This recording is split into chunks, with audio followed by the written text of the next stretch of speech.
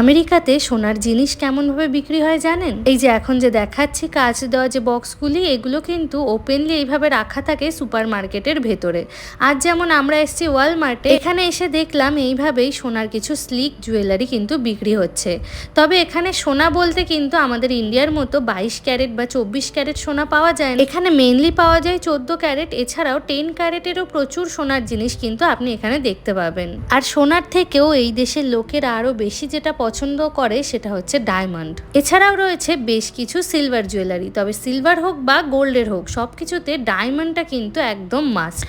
তবে এখন অনেকেই হয়তো ভাবতে পারেন এই বাক্সগুলো থেকে খুলে এই জুয়েলারিগুলো নেওয়া তো কোনো ব্যাপারই না। এমনটা ভেবে থাকলে একদমই কিন্তু ভুল ভাবছেন। এগুলো সবকটাই লক করা। আপনার যেই জিনিসটা পছন্দ হবে সেটা কাউন্টারের কোনো লোককে বললে তারা এসেই কিন্তু একমাত্র জুয়েলারিটা আপনাকে বার করে দিতে পারবে। আর যেখানে এমন এই কস্টলি জুয়েলারিগুলো রাখা থাকে সেখানে কিন্তু থাকে খুব হাই প্রোটেকশনের সিকিউরিটি ক্যামেরা। এই যে দেখুন এখন যে জুয়েলারিগুলো দেখাচ্ছে এগুলো প্রত্যেকটিতেই ডায়মন্ড তো আছেই, সাথে করে রয়েছে কিছু সিলভারের এবং মোস্টলি রয়েছে 10 ক্যারেট গোল্ডের।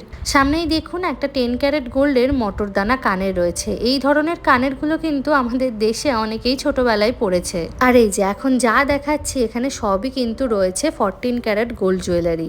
মোস্টলি বাদিকটাতে রয়েছে সমস্ত পেন্ডেন্টগুলি। এগুলো দেখতে কিন্তু বেশ সুন্দর। কিছু কিছু পেন্ডেন্টে তো আবার বেশ ভালো অফারও দিচ্ছে।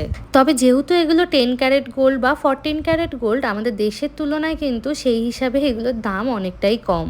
তবে সাথে ডায়মন্ড থাকলে সেটার দাম আবার একটু বেশি হয়ে যায়। ওয়ালমার্টে কিন্তু ডায়মন্ড রিংয়ের কালেকশন বেশ সুন্দর, সেটা হোক সিলভার বা গোল্ডের। আর এই সারা ওয়ালমার্ট ঘুরে আমি কি কিনেছি তা দেখতে হলে অবশ্যই কিন্তু কমেন্টে জানাবেন। আমি চেষ্টা করব নেক্সট ভিডিওতে সেই জিনিসগুলো দেখিয়ে দেওয়ার।